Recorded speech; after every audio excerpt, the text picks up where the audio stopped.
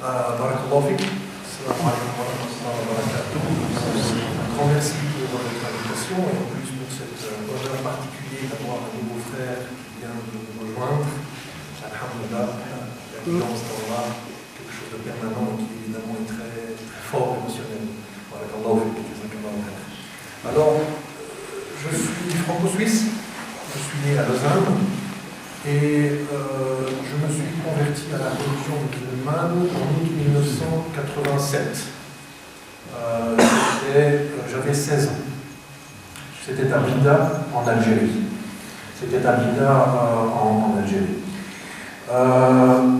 Je suis rentré en Suisse. J'ai rencontré, après quelques mois de ma conversion, le frère Abdelhamid qui est ici présent. On a fait beaucoup de choses ensemble, très tôt.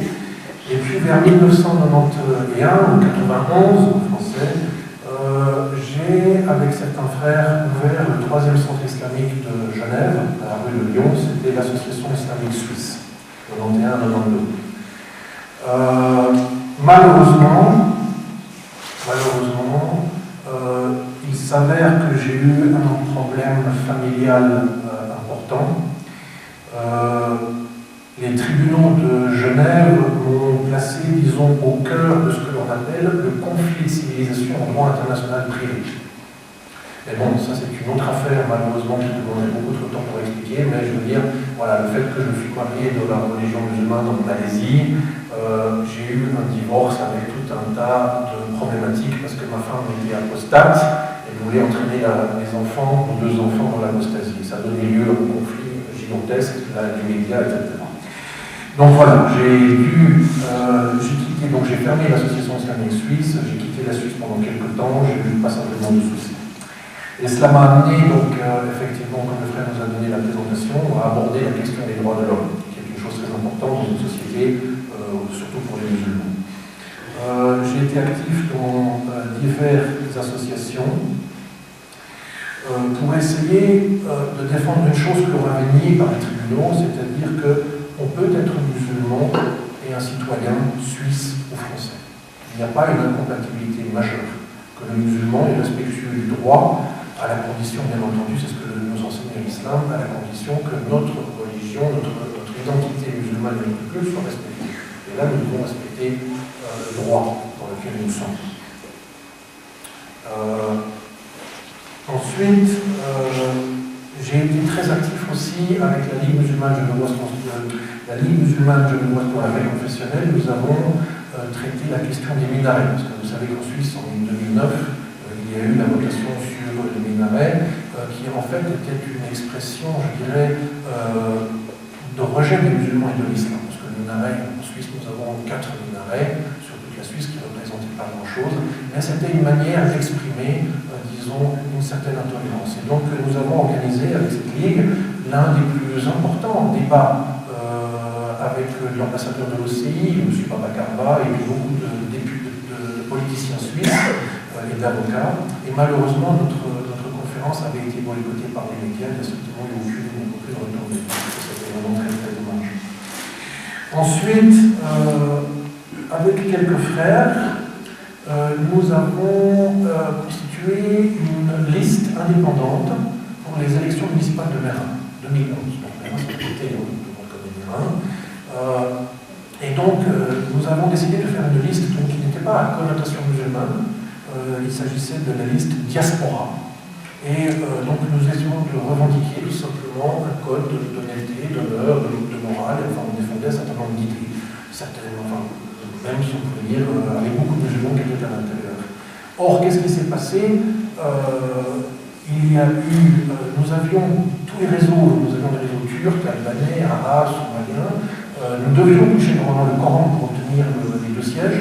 Et comme par hasard, il y a eu des bulletins, 150, 124 pour être exact, qui ont disparu dans une poubelle de computeurs et qui ont réapparu ensuite de manière très étrange. Et puis, donc, il nous a manqué une 60aine de bulletins pour obtenir le Coran. Si j'avais obtenu le Coran, je serais maintenant conseiller municipal à la commune de Mérin. Mais on a eu ce micmac qui a été fait.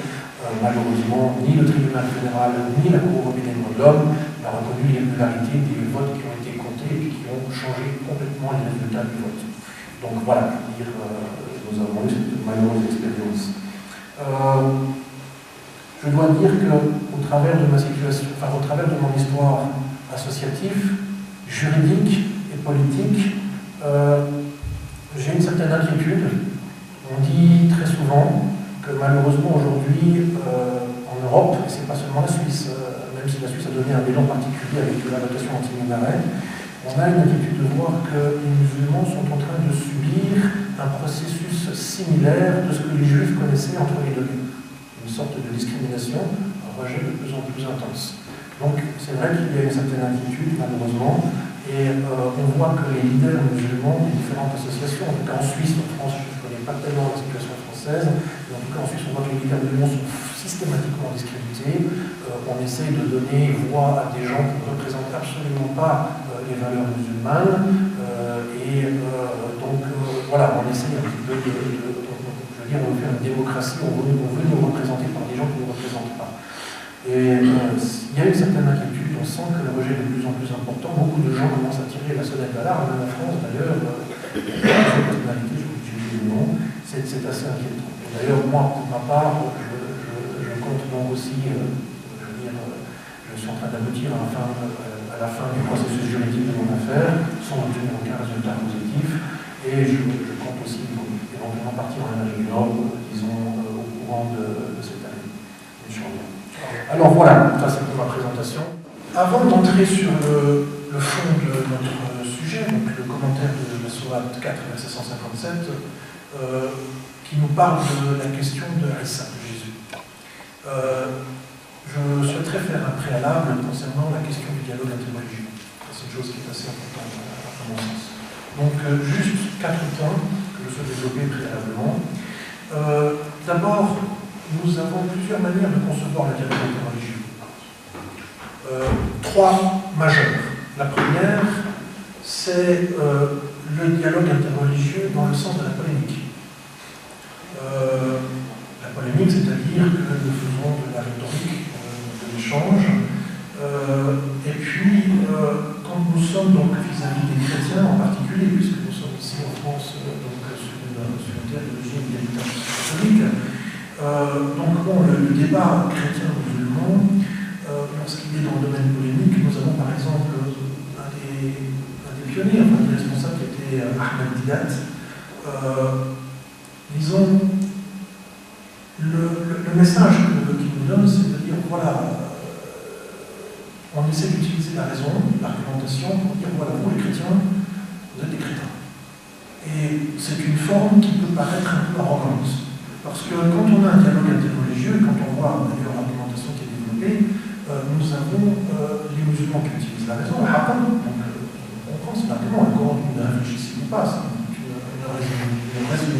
de raisonner, donc pas, donc ça c'est une chose importante, mais quand on voit la position des chrétiens, ils utilisent non pas la raison, d'ailleurs ceux qui suivent, disons, les fondements du catholicisme, c'est-à-dire la sagesse et raison, la sagesse et folie, et la folie et sagesse, c'est une inversion donnée, c'est Saint Paul, les épîtres de Paul, et donc ce que je veux dire, c'est que les chrétiens, eux, se tiennent plus à l'affectif.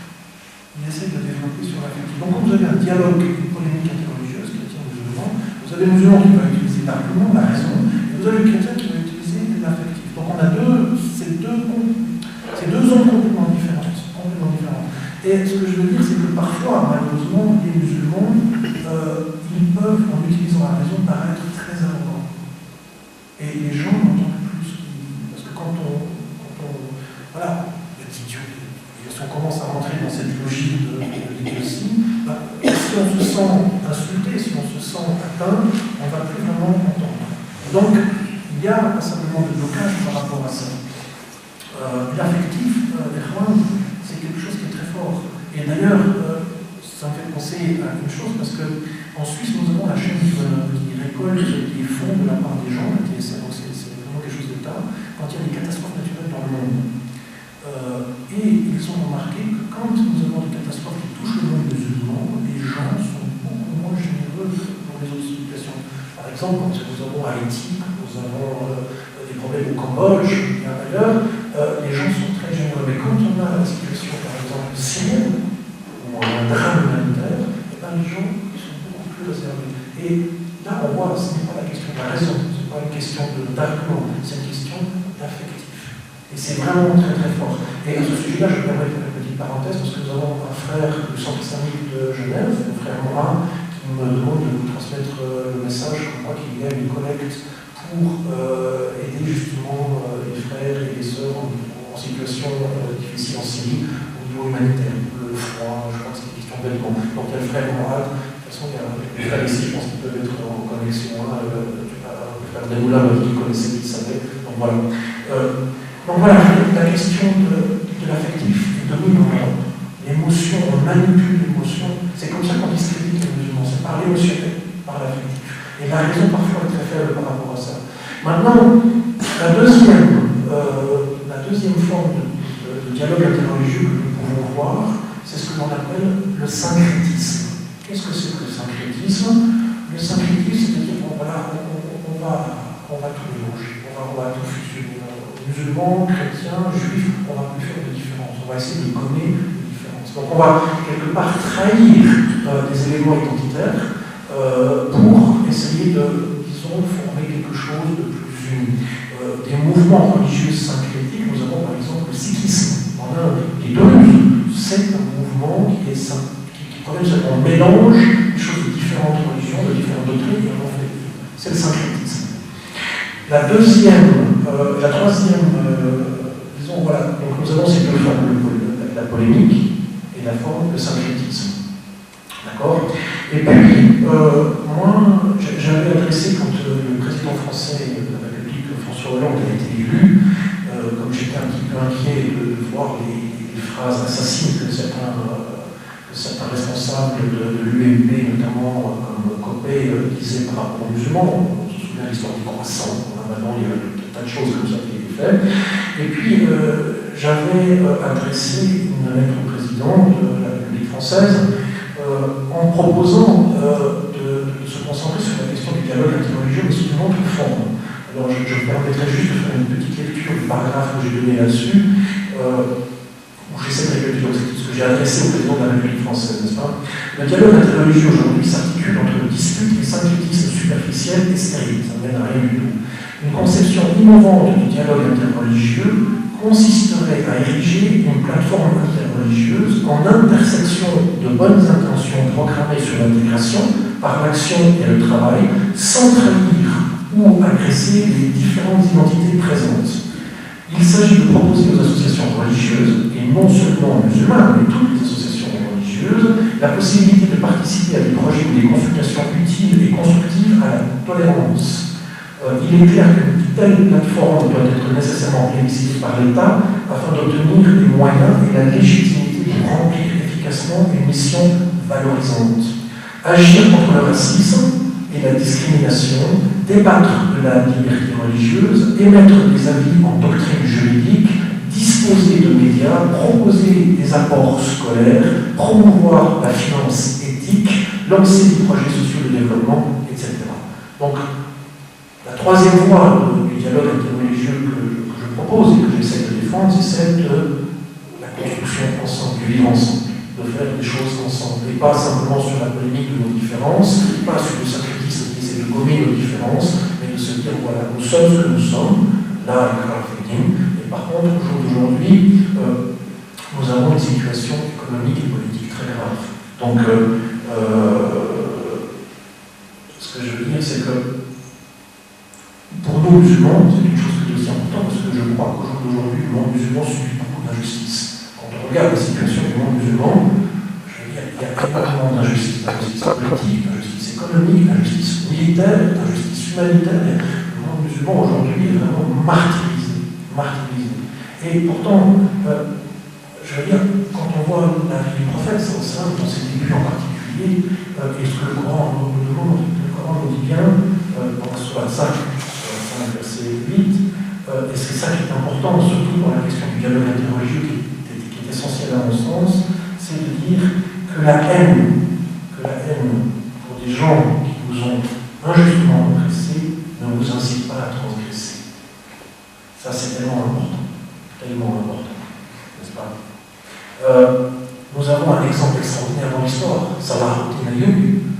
Les chrétiens chrétiens, quand ils ont conquis Jérusalem, ils ont massacré hommes, femmes et enfants, tout le monde, sans exception. Et 100 ans après, lorsque Saladin a repris Jérusalem, il a donné un sauf-conduit pour que les chrétiens rejoignent sauf leur terre redonnée. Et quel exemple extraordinaire. Un exemple un peu plus présent, Mandela. Je ne sais pas si vous avez vu, il y a récemment eu les obsèques de Mandela. Et nous avons énormément de gens qui ont contribué à sa détention de plusieurs dizaines d'années.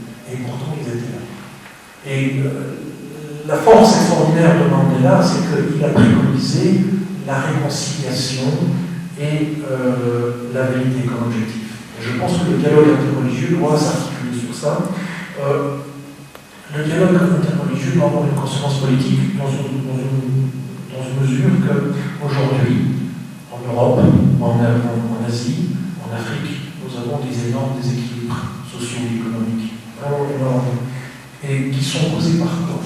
Qui sont causés par l'avidité du monde occidental principalement, mais pas seulement, mais principalement. Et subhanallah, ce que je voudrais dire, c'est que si le désir de vengeance, on peut se comprendre, quand on était victime d'une injustice, on pourrait tendre à vouloir à la vengeance, si le désir de vengeance l'emporte, ça sera le chaos. Et aujourd'hui, nous sommes tous dans l'interaction. Regardez ce qui se passe aujourd'hui parce que la question économique, nous avons la pollution. Nous sommes en train de détruire les écosystèmes. Et ce que je veux dire, c'est que ce sont nos enfants qui vont actuellement se retrouver privés de ressources. Donc c'est plus une question de monde musulman, de monde chrétien, c'est vraiment la question de l'humanité. Et c'est vraiment la question de la dignité. Nous avons la sourate 3, verset 130, qui nous dit quoi? Elle dit ne pratique pas l'usure en multipliant démesurément votre capital. Je ne sais pas ce que ce verset coranique, ce que Allah nous appelle dans cette société ici, multiplier son capital, c'est la raison d'être. Et là, Allah nous dit, justement, c'est vraiment important, ne multipliez pas démesurément votre capital. Et la question, c'est ce qu'on appelle en Europe le développement durable. Parce que les gens qui veulent l'intérêt à court terme, on est en train de détruire les écosystèmes, la pollution, et actuellement, beaucoup de gens sont en train de tirer la sonnette d'alarme, la situation des enfants à venir dans tous les continents a des problématiques. Et je pense sincèrement que le dialogue interreligieux peut poser la question de qu'est-ce qu'on va laisser à nos enfants. Et là, musulmans, chrétiens, juifs et autres, nous pourrons tous nous retrouver sur ces questions-là.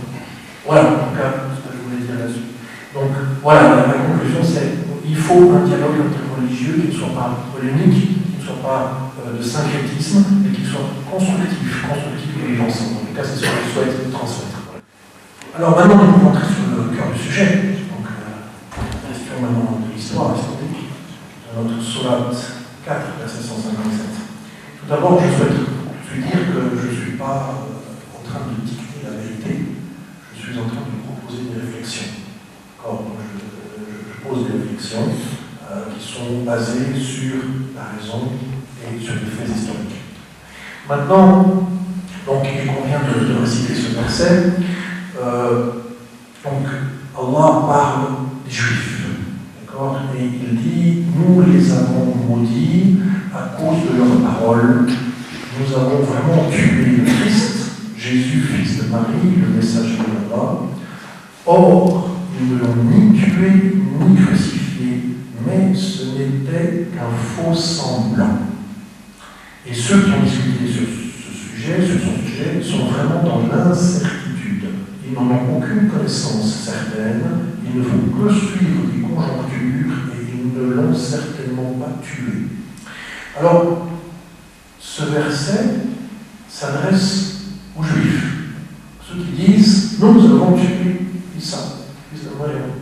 On ne parle pas des chrétiens. Pourtant, je veux dire, c'est toute la doctrine chrétienne qui est remise en cause par ce verset autour des faits historiques. C'est un verset qui véritablement est en opposition directe au niveau doctrinal avec la doctrine catholique. Maintenant, la question qui rentre en ligne de compte, ce n'était qu'un faux semblant. Alors là, il y a toute une question qui rentre en ligne de compte, et c'est sur lequel je vous invite donc à partager un certain nombre de réflexions. Nous avons évidemment d'autres commentaires plus anciens. Nous avons Tabari, qui est un grand commentateur, et Tabari, sur ce verset, a cité deux avis différents, et il en a favorisé un.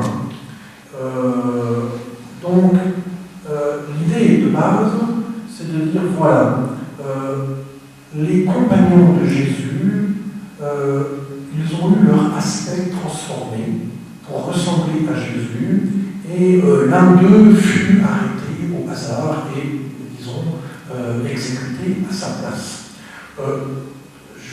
Donc, nous avons en français donc, nous avons une traduction de Tabari, nous avons les premières sourates du Coran qui sont traduites avec le commentaire, et donc on cite plus exactement la source que Tabari nous donne.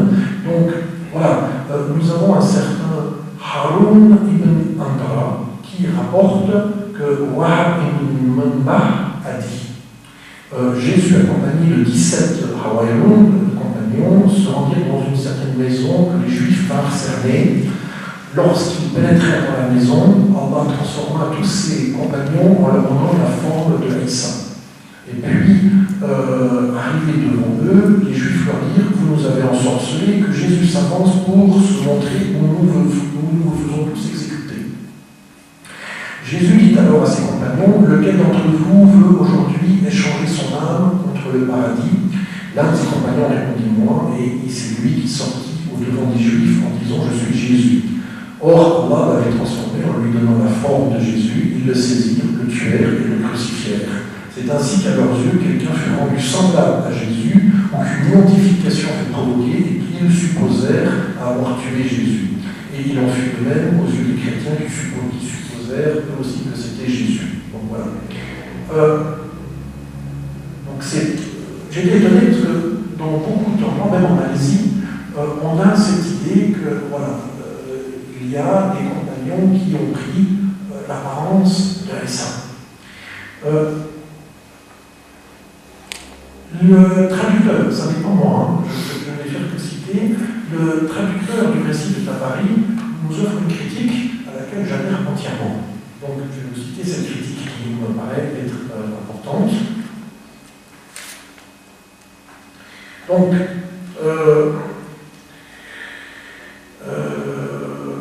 il importe toutefois de considérer l'ensemble de ce commentaire avec réserve, donc le commentaire de Tabari, pour plusieurs raisons. D'abord, les sources citées par Tabari ne sont pas sûres.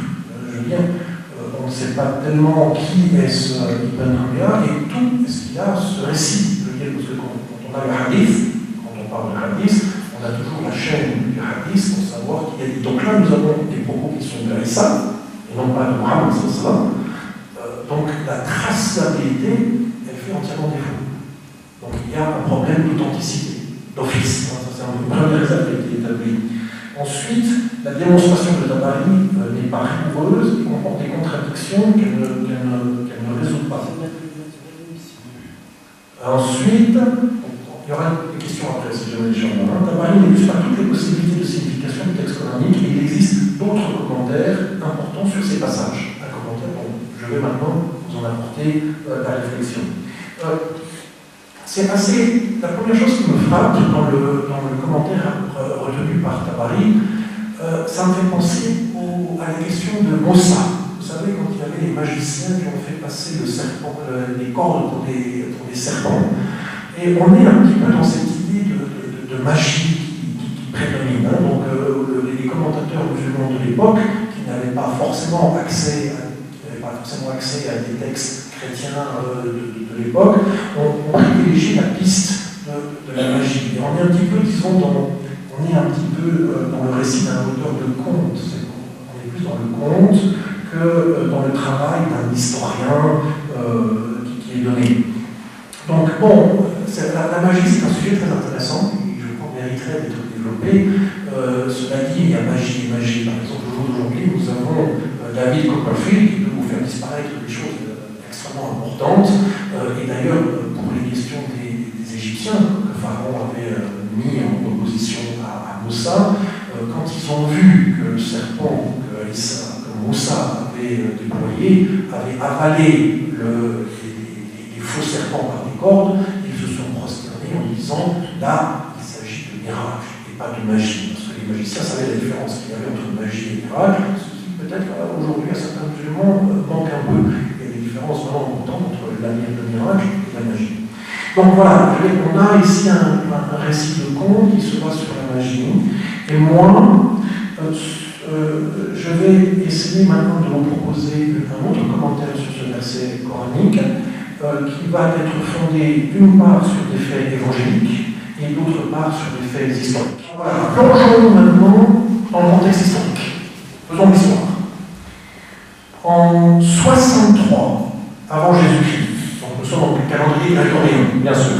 En 63 avant Jésus-Christ, Pompée a conquis Jérusalem. Pompée, c'est le gouverneur, un de la triade romaine, a conquis Jérusalem pendant que, d'ailleurs, nous avons Jules César qui était sur la conquête de la Gaule un peu avant, après. Donc, Pompée a conquis Jérusalem et occupé la Judée, ce que nous appelons la Judée. À partir de l'an 26, sous le règne de l'empereur romain Tibère, Ponce Pilate est nommé préfet de Judée. C'est le 5e préfet romain de cette province monothéiste, c'est les Juifs, au trouble et à l'insécurité permanente. L'histoire romaine a conservé la trace de divers incidents opposant la population juive au préfet Ponce Pilate. Dans le premier, dès son arrivée, quand il arrive en fonction, il y a le préfet Ponce Pilate a pris l'initiative de mettre des boucliers avec l'effigie de l'empereur romain, l'empereur Tibère, ce qui évidemment était en opposition avec la loi juive qui interdit toute image dans la ville de Jérusalem. Donc il y avait déjà un heurt là-dessus. Flavius Joseph et Philon, donc des grandes sources de l'histoire romaine, relatent cet épisode où, menacé d'exécution par Pilate, après 5 jours de sit-in, parce que nous avions un grand groupe de juifs qui avaient fait un sit-in devant la maison de Ponce Pilate pour protester contre ces effigies païennes, donc Pilate il a menacé de les exécuter. Et puis les juifs qui étaient sur place, qu'est-ce qu'ils ont fait? Au lieu de fuir ou d'avoir peur, ils ont tendu le coup pour dire allez, vas-y, tu peux nous exécuter. Donc, je veux dire, voilà, les Juifs disaient qu'ils préféraient mourir plutôt que de voir leur loi violée. Vous voyez, la question de la laïcité, c'est pas d'aujourd'hui, c'est déjà de bien avant du temps des Romains. Or, qu'est-ce qui s'est passé? Pilate n'a pas fait exécuter les Juifs, et puis c'est le roi Hérode c'est les fils du roi Hérode, qui a saisi l'empereur Tibère lui-même, et l'empereur, parce qu'il ne voulait pas trop de problèmes avec les Juifs, il a ordonné à Pilate de retirer ses effigies, donc à son image, les effigies de la ville de Jérusalem, et de les mettre un peu plus loin.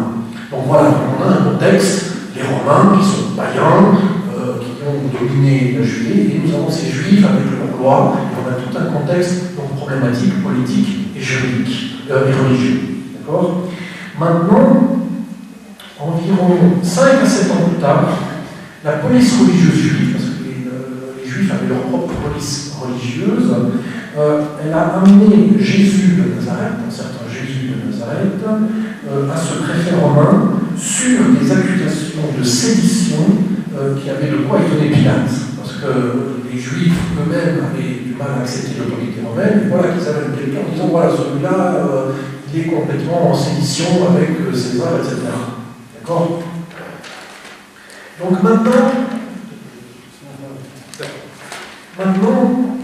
la question qui rentre en ligne de compte, quand on est dans une situation juridique, en tribunal, quel est l'état d'esprit du juge? C'est fondamental.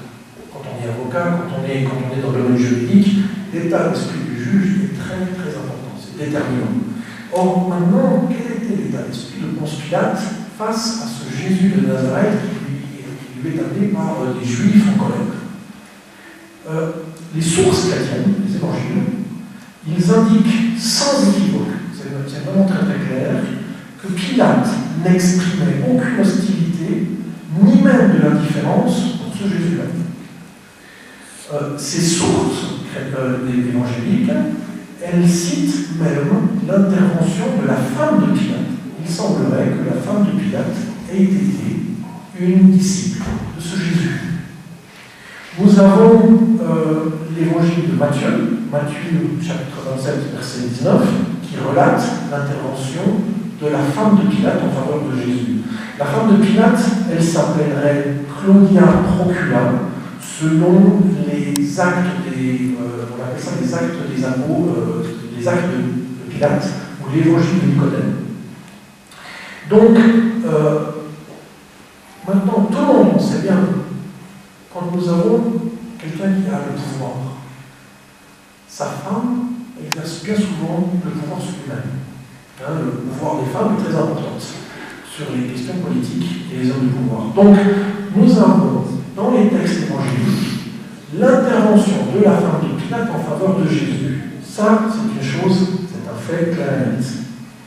Maintenant, Pilate, au travers des évangiles, il dit qu'il ne trouve rien de criminel chez Jésus. Il ne voit rien de criminel pour lui. Et ensuite, il essaye différents stratagèmes pour faire libérer Jésus. Quand vous lisez les évangiles, vous verrez que moi qui va essayer de prononcer une grâce, parce que nous sommes à la période de la Pâque juive, et puis il y a la coutume de donner la grâce à un prisonnier. Et qu'est-ce que Pilate fait? Il propose à la population juive qui est là, voilà, je vous propose de donner la grâce. Vous choisissez soit ce Jésus, qui n'a rien fait vraiment de mal, ou alors la pire crapule qu'il avait sous la main, qui était un certain Barabbas, qui avait assassiné, etc. Et il avait pensé que le peuple allait choisir de tuer le brigand plutôt que Jésus. Mais nous avons vu que les prêtres juifs, qui étaient très remontés contre les saints, avaient une emprise sur l'opinion des juifs sur place, et ils demandèrent à Pilate d'exécuter Jésus et de libérer Barabbas. D'accord. Donc maintenant, nous avons vu dans les évangiles que ce Ponce Pilate, sa femme intervient, il essaie de faire tout un tas de choses pour faire libérer Jésus. Ça ne marche pas. Et les Juifs viennent vers lui et lui disent, écoute, si tu ne fais pas exécuter, c'est que tu désobéis à César, parce que ce type-là, Jésus, il est contre l'autorité de César. Donc on rentre dans des logiques de politique d'époque qui sont importantes et graves, ce ne sont pas des petites choses, c'est vraiment des choses importantes. Donc maintenant, lorsque Pilate constate qu'il n'arrive pas à raisonner cette population juive, les évangiles nous disent quoi? Les évangiles nous disent qu'il s'est lavé les mains. Bon, puisque je ne peux rien faire, voilà, moi j'ai fait ce que j'ai pu, maintenant je suis innocent du sang de celui-là, et puis j'y peux rien. Voilà la version officielle. Maintenant,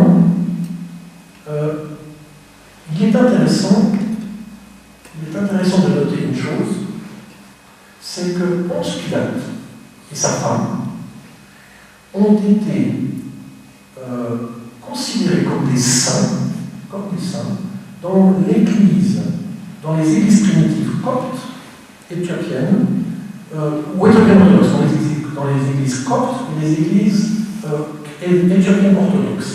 Ce sont des saints. Donc ce sont des gens qui ont même dans l'Église primitive une position particulière. D'accord.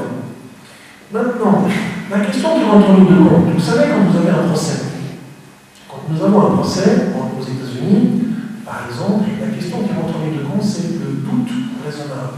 Donc là, nous faisons appel à la raison de compte, rentre en ligne de compte. Maintenant, la question qui rentre en ligne de compte, l'histoire nous dit quoi? Pilate s'est lavé les mains, et les évangiles, donc nous avons le fait que Pilate, ensuite, aurait fait torturer Jésus avant de le faire crucifier. Parce que, je ne sais pas si vous avez vu certains, il y a eu le film de Mel Gibson, qui est donc le représentant catholique de Hollywood, parce qu'à Hollywood, nous avons des représentants de différentes religions. Musulmanes non, mais les autres oui. Et Mel Gibson, qui est le représentant catholique, a fait le film La Passion du Christ, où on justement parle de ces événements historiques. Et qu'est-ce que l'on voit? Comment est-ce que Mel Gibson essaie d'expliquer cette situation? Mel Gibson, dans le film, il essaie de faire en sorte comme quoi que les tortures infligées à Jésus, donc il porte une couronne d'épines, il est battu, il porte un manteau, Mel Gibson dit c'était pas voulu par Pilate, c'était les soldats romains eux-mêmes qui ont pris l'initiative de faire ça, sans que Pilate ne l'ait voulu. Ça, c'est la version du film de Mel Gibson. Maintenant, quand vous examinez les évangiles sont clairs. Les évangiles nous disent, après l'avoir fait battre, c'est bien après l'avoir fait battre que Ponce Pilate a livré Jésus pour la crucifixion. Matthieu 27, chapitre 27-26, Matthieu, Marc 15-15. Donc, les évangiles nous disent que c'est Pilate qui a fait battre Jésus. Or, là, ça ne tient plus. Je veux dire, d'un côté, Pilate nous dit que Jésus est innocent, que Jésus n'a rien fait de mal, il veut le sauver, sa femme intervient en la faveur, et tout d'un coup, nous voyons Pilate qui ordonne à ce que Jésus soit torturé. Ceci n'est pas plausible. Maintenant, il est tout à fait raisonnable de penser que jamais Pilate n'aurait torturé Jésus. Jamais. Maintenant, ce que je propose,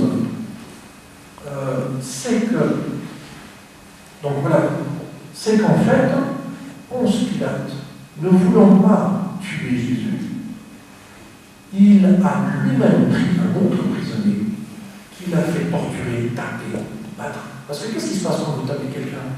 On ne le connaît plus après. On a quand vous voyez la scène que nous avons, il porte une couronne d'épines, il est tapé. Si vous avez, je pense que certains d'entre vous ont vu une bagarre, quand on ramasse quelques coups sur la figure, on devient quelque peu méconnaissable. Donc, l'idée que je propose, c'est de dire comme quoi que Pilate, c'est lui qui a pris l'initiative de faire cette substitution d'une personne sur la croix. Il y a absolument tous les éléments qui permettent de rendre cette théorie, parce que c'est une théorie plausible. D'accord ? Donc, nous pouvons déduire que la torture que Pilate a infligée à celui que l'on prend pour Jésus était en fait un stratagème pour rendre un tiers méconnaissable et le faire crucifier aux yeux du monde en disant que c'était Jésus. Maintenant, les évangiles.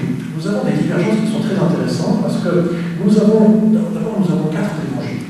Nous avons les 3 premiers évangiles qu'on dit synoptiques, c'est-à-dire que le tracé historique est similaire. Matthieu, Marc et puis Luc, ils ont une version très similaire des faits historiques et de la chronologie. L'évangile de Jean est complètement anachronique. Je veux dire, vraiment, il est complètement différent, l'histoire n'est plus du tout la même. Maintenant, les évangiles synoptiques, ils nous disent sur l'élément de la crucifixion. Donc là, nous avons la croix, nous avons la personne qui est crucifiée. Ceux qui connaissaient Jésus, ainsi que les femmes qui l'avaient suivi de la Galilée, se tenaient tous à distance et regardaient.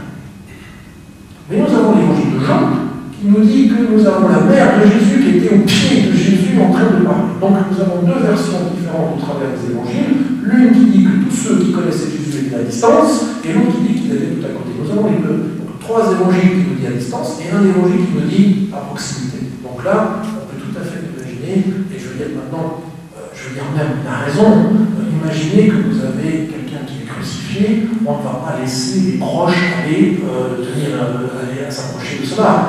Il y a plusieurs raisons, des questions de sécurité, des questions émotionnelles, et puis en plus de ça, il ne faut pas oublier une chose, c'est que la population juive qui était sur place, elle cherchait aussi les compagnons de Jésus pour les frapper. Il y avait vraiment une situation qui était difficile. Donc, je veux dire, vraisemblablement, on peut tout à fait admettre que les évangiles synoptiques qui parlent de la distance des gens de la crucifixion est beaucoup plus valable que la proximité qui nous est donnée par l'évangile de Jean. Ça, c'est le point de vue. Donc, on peut tout à fait privilégier la distance à la conversion, à la conversation qui nous est donnée par l'évangile. La crucifixion est l'un des 2 éléments majeurs sur lesquels le christianisme se repose. La crucifixion, c'est un. Mais un autre élément encore plus important marque la doctrine chrétienne, catholique, précisément, c'est la résurrection. La résurrection, c'est un des piliers de la foi chrétienne. Jésus aurait été tué, crucifié, et évidemment, il aurait ressuscité. La résurrection étant le remplacement de la grâce de Dieu par la loi pour le dogme catholique.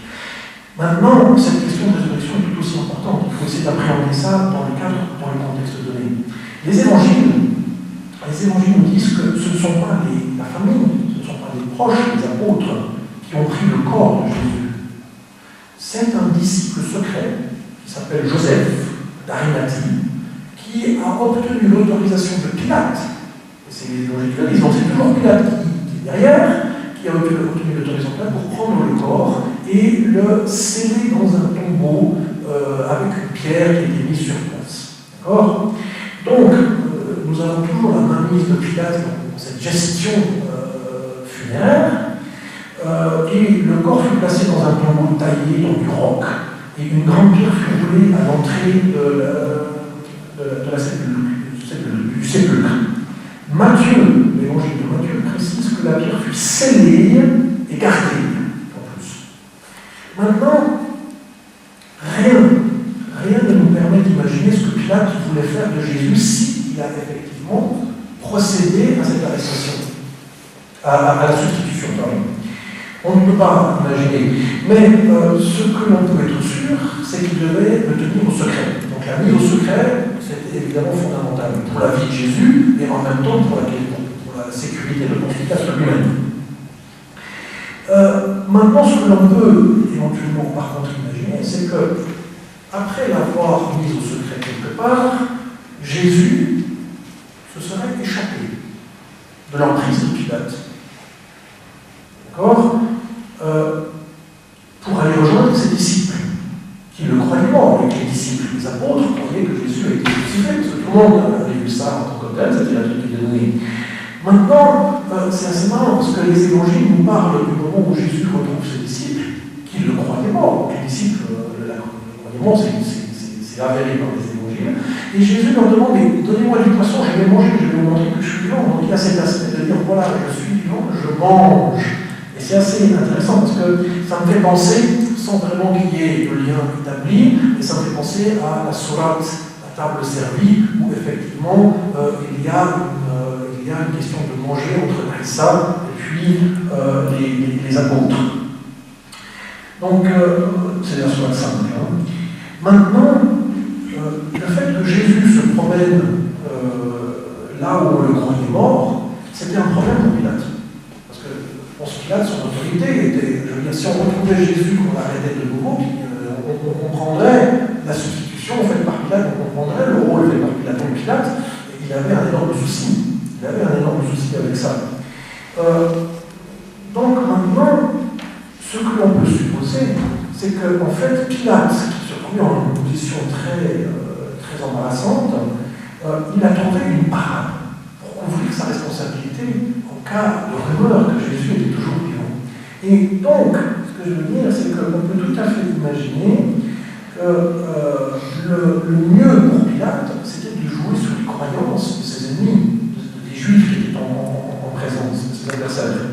Matthieu, l'évangile de Matthieu, chapitre 28, verset 4, nous dit quoi ? Il nous dit que les gardes qui gardaient le tombeau de Jésus devinrent comme morts. Ils ont pu être drogués.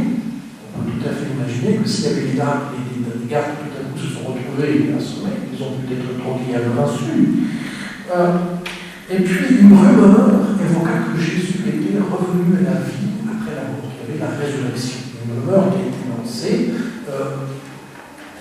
Et puis, une chose qui est très intéressante, c'est l'évangile de Matthieu, toujours, chapitre 27, verset 64, ça nous démontre que pour les ennemis de Jésus, les Juifs qui ont condamné Jésus devant la population juive, l'imposture de la résurrection était pire que ce pourquoi il l'avait condamné. L'évangile même dit, mais pour les Juifs, la question de la résurrection, c'est pire encore que la sédition et les accusations qu'ils ont faites. Donc, ce que je veux dire, c'est qu'on peut tout à fait imaginer que maintenant, Ponce Pilate s'est soustrait de sa responsabilité en se jouant en disant, mais voilà, vous avez demandé à ce que Jésus soit tué, nous l'avons fait tuer, et voilà qu'il est revenu à la vie après la mort. Je ne sais pas si vous imaginez le camouflet, la gifle pour les prêtres juifs qui ont condamné Jésus. C'est quelque chose, je veux dire, c'est une manipulation qui est absolument extraordinaire. C'est une stratégie très fine. Et puis, je veux dire, voilà, si quelqu'un vient maintenant nous dire, mais bon, nous avons vu Jésus là-bas, Pilate, qu'est-ce que tu as fait ? Ben, moi, j'ai fait ce qu'on m'a demandé, si maintenant Dieu a décidé de remettre Jésus à la vie, c'est pas ma faute. Donc je veux dire, Pilate se couvre de cette manière-là. Donc c'est très intéressant de voir que on peut tout à fait imaginer que cet événement majeur, on ne peut pas le nier, de l'histoire chrétienne, est une sorte de suite à la substitution au niveau justement de cette crucifixion. Maintenant,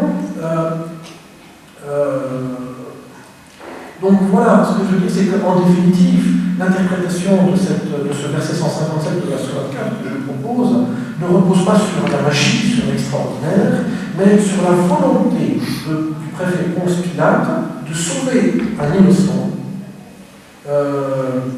en ayant d'abord substitué la personne de la crucifixion, et puis ensuite en ayant organisé une rumeur sur sa résurrection.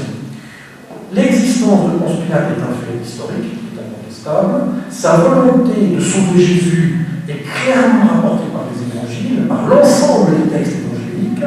Donc, cette interprétation que je vous propose, elle est plausible et elle est raisonnable. Je ne dis pas que c'est la vérité, je dis simplement que c'est une proposition, une interprétation qui est plausible et raisonnable. Inch'Allah, pour terminer, juste deux choses que je souhaiterais partager. Donc, la première chose, pour faire la suite, qui est intéressante, vers l'an 36-37, le préfet Ponce Pilate est renvoyé devant l'empereur Tibère par le légat Lucius Metellus pour s'expliquer de la gestion problématique de la Judée.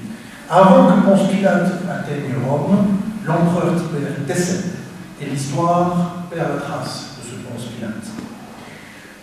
Ensuite, en l'an 64, donc à peu près une trentaine d'années, 25 ans plus tard, nous avons l'incendie de Rome. L'incendie de Rome, c'était sous l'empereur Néron, parce que c'est un phénomène historique extraordinaire. Je veux dire, nous avons eu la destruction de Rome. On avait accusé Néron de vouloir détruire la ville de Rome pour construire une nouvelle, ce qui, au niveau de l'histoire, n'est pas du tout assuré. Mais par contre, ce que l'on sait, c'est que Néron a accusé les chrétiens, et nous avons eu les grandes persécutions chrétiennes à partir de cet événement. L'incendie de Rome en 64, c'est, dans une mesure tout à fait similaire, le 11 septembre de notre époque. Je veux dire, c'est un élément majeur, et nous avons des chrétiens qui ont été désignés comme étant des ennemis d'État, comme des terroristes, qui ont été persécutés de la manière la plus dure qu'il pouvait y avoir de la part des Romains. Donc, cet événement, cet incendie de Rome, c'est quelque chose qui est vraiment comme le 11 septembre pour le monde musulman, et on verra comment les choses finiront, bien entendu. En 1966, 2 ans après l'incendie de Rome, il y a eu une révolte en Judée. Les Juifs se sont soulevés contre l'Empire romain. Et puis, il y a eu en l'an 70, donc 4 ans plus tard, Titus, sous le règne de Titus, le fils de Vespasien, il a fait le siège de Jérusalem. Maintenant, une date tellement importante, et les musulmans négligent cela, je pense, c'est qu'en date du 29 août de l'an 70, nous avons eu la destruction du temple de Jérusalem. Les Romains ont rasé le temple de Jérusalem. Le temple qui a été fait par Nabi Sulayman. Et puis, je vous invite à lire le livre, le 2e livre des Chroniques, chapitre 6, verset 2, où qu'est-ce que Salomon nous dit dans l'Ancien Testament. Et puis, les Juifs ont une lecture beaucoup plus littérale du texte que les chrétiens. Les chrétiens ont une version qui ne sont pas très littérales. Mais qu'est-ce que les Juifs nous disent au travers de ça? Nous voyons que Salomon nous dit « Et moi, ô Dieu, j'ai bâti une maison qui sera ta résidence, une demeure où tu habiteras éternellement. » Éternellement. Donc Salomon a dit que là où il a construit sa maison pour Dieu, il sera éternellement pour Dieu. Et au jour d'aujourd'hui, qu'est-ce que nous avons? Aujourd'hui, nous avons des yeux d'avance sur ce lieu-là. Donc, même en se référant au texte chrétien de la parole de Salomon, eh bien, aujourd'hui, c'est toujours la demeure de l'Éternel. Une dernière chose que je souhaiterais partager avec vous, qui me semble être important, je crois que nous avons encore un petit peu de temps. de Mohammed chez les chrétiens. Et puis la dernière chose, et je pense que c'est vraiment une des meilleures que je voudrais partager avec vous, on a le temps heureusement, la question de Mohammed chez les chrétiens, dans les sources chrétiennes. Nous avons le frère Abdelhamid qui a beaucoup disserté sur la question. Nous avons la question du Parakletos. Il s'agit de l'évangile de Jean, chapitre 16, versets 7 et 8, ou 12, 14, où la question est sujette à interprétation. Parakletos, l'avocat, le Saint-Esprit, il y a toute une question d'interprétation.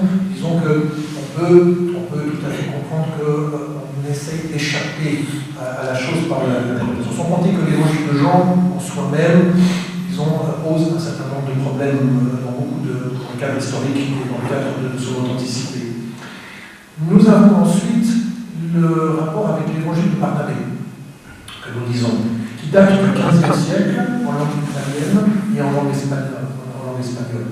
Là aussi, ce que je veux dire, c'est que l'évangile de Barnabé, on ne peut pas vraiment lui accorder une crédibilité et on ne peut pas lui accorder le bénéfice de l'authenticité. Je veux dire, il n'y a rien qui le relie. C'est en espagnol, en italien, ça n'est ni en grec, ni en arabe, ni en hébreu. Je veux dire, il y a beaucoup de doutes sur ce texte-là. Donc, ce n'est pas vraiment quelque chose que l'on peut faire valoir comme étant un argument décisif. Mais, pour ma part, je vais trouver un que je souhaiterais partager avec vous qui me semble être complètement décisif. Là, vraiment, sans aucune ambiguïté d'interprétation ou bien d'historicité. Ça se rapporte à Clément de Rome. Clément de Rome a été, selon l'Église catholique, parce que les premiers papes sont sujets à discussion par rapport à la question de l'Église catholique, puisqu'elle n'était pas encore à ce moment-là. Donc c'était le 4e évêque de Rome, parce qu'à l'époque on ne les appelait pas les papes, on a parlé de l'évêque de Rome. C'était le 4e évêque de Rome, et puis nous avons un texte que nous disons apocryphe, qui est celui-ci, c'est ce qu'on appelle les reconnaissances du pseudo-clémentin. C'est un texte où l'apôtre Pierre, donc Nabi Issa avait 12 apôtres, dont le responsable, le chef, était Pierre. Et ici, donc, nous avons un livre qui parle de l'histoire de Pierre, de son enseignement, à Saint Clément. D'accord ? Et ce texte-là, qui est d'origine en grec, il date du 2e ou 3e siècle de l'ère chrétienne. Donc, il est incontestablement antérieur au prophète Mohammed. Il n'y a absolument aucune discussion là-dessus. Ce texte-là est vraiment antérieur. Et qu'est-ce que l'enseignement de Pierre, du disciple de Issa? Je vais vous citer un extrait, que je pourrai ensuite traduire, parce que c'est extraordinaire. Donc, Pierre enseigne à Clément que l'histoire du monde repose sur 10 paires d'antagonisme. 10 paires d'antagonisme, c'est-à-dire que Dieu a envoyé 10 personnes pour guider l'humanité et que chacune de ces 10 personnes avait un ennemi majeur qui visait à égarer l'humanité. D'accord ? Donc, je vais vous citer le texte parce qu'il est extraordinaire. Les 10 pères antagonistes, 10 sont les pères antagonistes dont nous avons parlé, destinés à ce monde depuis le commencement des temps. Je peux te donner le texte après. Caïn et Abel, les deux fils d'Adam, ont été l'une de ces pères. La deuxième est celle des géants et de Noé, non. La troisième de Pharaon et d'Abraham. La quatrième des Philistins et de Isaac. La cinquième d'Ésaü et de Jacob. La sixième des magiciens et de Moïse, Moïse le législateur. La septième père antagoniste pour l'histoire de l'humanité, c'est le tentateur et le fils de l'homme. Le fils de l'homme étant Aïssa, dans ce texte, d'accord ? La huitième père, donc après Issa, la huitième père étant Simon, que certains historiens chrétiens identifient comme étant Paul de Tarse, et de moi, Pierre. Donc Pierre, c'est la huitième père. antagoniste avec Simon. Et la neuvième, et c'est là le frère que c'est extraordinaire, la neuvième paire antagoniste qui doit venir après Pierre et après Issa, la neuvième paire, c'est de celui qui sera envoyé pour répandre la semence parmi les nations. Celui qui sera envoyé pour toutes les nations. Et son opposé sera quoi? Toutes les nations. Toutes les nations. Et la 10e paire, pour compléter, ça sera le retour de Issa avec le Taj. Et ce que je veux dire, voilà, la 9e paire qui est citée dans ce texte, qui est avant Issa, nous parle d'un prophète qui sera envoyé à toutes les nations. Et son ennemi, son antagoniste, ce sera toutes les nations. Pour être voir donc, écoutez, je vais essayer de tracer très brièvement la chose, d'accord? Nous avons Issa qui a donné un enseignement angélique. Et Issa avait donné la mission de continuer le message à ses 12 apôtres, dont le chef était Pierre, suivi de Clément. Simplement, ce qui s'est passé, c'est que les Juifs qui ont fait condamner Issa et qui ont voulu le tuer, quand ils ont vu que les 12 disciples continuaient la mission, ils ont vu que tuer physiquement ne servait à rien, ils ont donc envoyé quelqu'un pour essayer de changer la doctrine, de modifier la doctrine. Et ils ont mandaté un certain Saül, qui est devenu Paul. Et donc Paul, il a dit qu'il a vu Jésus-Christ au travers de songes, et il a commencé à donner un enseignement du christianisme qui est celle du catholicisme. Donc nous avons un antagonisme entre l'enseignement de Pierre et puis l'enseignement de Paul. D'ailleurs, ce qu'on nous dit, c'est la 8e paire antagoniste au niveau de l'humanité. Maintenant, donc on a eu un christianisme primitif, un christianisme hébreu qui était pour les Israéliens, et nous avons eu un christianisme qui s'est développé par Paul chez les Grecs. D'accord? Et puis tout le monde sait que le premier concile, la première réunion importante des chrétiens, il y avait une dispute parce que Paul disait nous n'avons pas besoin de la loi, Jésus s'est sacrifié pour nous, la loi on la répudie, on ne peut pas adopter les deux, et donc on n'a pas besoin de la circoncision. Et le premier concile que nous avons dans les Actes des Apôtres, donc on a été voir l'autorité des 12 apôtres, et les 12 apôtres ont dit non, la circoncision, ça reste. Donc nous avons vraiment un problème doctrinal qui est donné. Ce problème doctrinal, qui est une manipulation juive pour essayer de rejeter Jésus et son enseignement, je ne sais pas si j'en lis parce qu'on n'a pas le temps de passer tout ceci, donc a donné un certain nombre de courants dans le monde romain. Parce que la civilisation romaine s'est effondrée. Il y a eu un effondrement civilisationnel, donc il y a eu une faillite, et puis les barbares ont commencé à envahir, etc. Et donc il y a eu un vide spirituel et religieux, parce que les Romains ils imposaient la Pax Romana avec leur divinité, avec leur religion, et là tout d'un coup plus rien. Donc les gens ont commencé à dire, mais bon, ils ont commencé à chercher la vérité, et cela a donné énormément de courants chrétiens. Il y avait des courants chrétiens proches catholiques, il y avait des courants chrétiens qui étaient plutôt juifs, on a eu encore d'autres choses très importantes spirituelles, il y a eu tout un tas de choses. Et qu'est-ce qui s'est passé? Nous avons Constantinople, c'est la Turquie d'aujourd'hui, c'est Istanbul, donc on est dans le monde de l'Orient. Et Constantin était un empereur qui était très dur, et il a commencé par persécuter les chrétiens qui voyaient comme étant des agitateurs, des usurpateurs, des ennemis de Rome, de l'Empire, etc. Et puis finalement, Constantin a constaté que l'emprise du christianisme dans la société est tellement importante qu'il a changé de stratégie. Plutôt que de persécuter le christianisme, il s'est dit, je vais mettre le christianisme à mon service. D'accord? Et qu'est-ce qu'il a fait? Donc, il a convoqué ce que l'on appelle c'est les pères de l'Église, c'est-à-dire on appelle ça les pères de l'Église. Donc, c'était au IVe siècle, en 360, j'ai plus la date exacte en tête.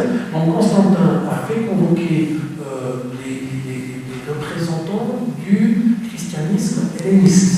Il il a tenu à l'écart les judéo-chrétiens, parce que de toute façon avec cela il ne voulait pas négocier, et puis c'est très simple, il a dit voilà, maintenant vous avez deux solutions, vous avez une réunion ici, donc de deux choses l'une, soit vous m'acceptez comme étant tuteur de votre religion, et on va lier la religion chrétienne à l'État. Ce que je veux dire, c'est que Constantin, il a fait ce que la Révolution française a défait. C'est-à-dire qu'il a lié l'État avec la religion chrétienne. Et donc il a dit, voilà, je mets à votre service l'État, vous aurez les églises, etc.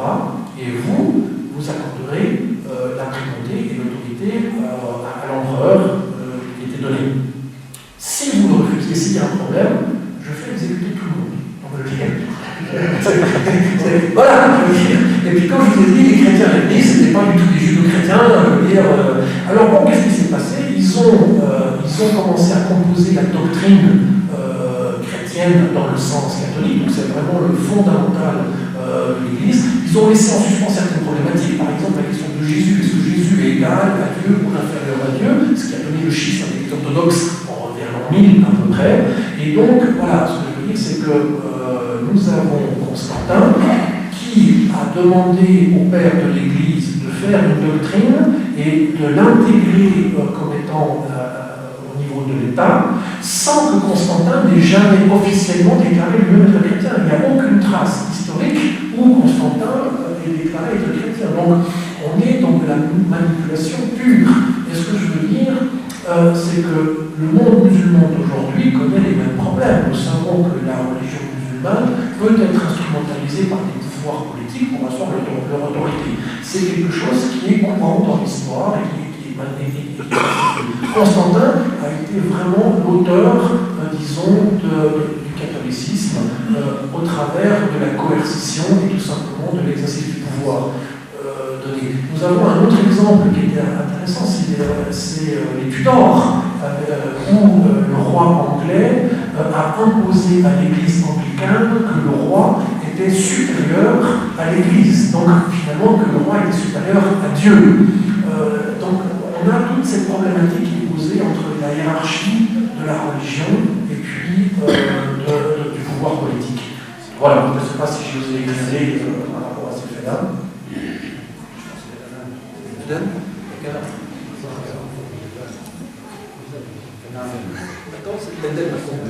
voulu avoir l'écart sous le fait Souleymane dit que cette maison à Jérusalem est propre pour tout. Alors, 2 Chroniques, chapitre 6, verset 2. 2 Chroniques. Tiens, j'ai là. 2 Chroniques, chapitre 6, verset 2. Tiens, je l'ai là. Chroniques 6.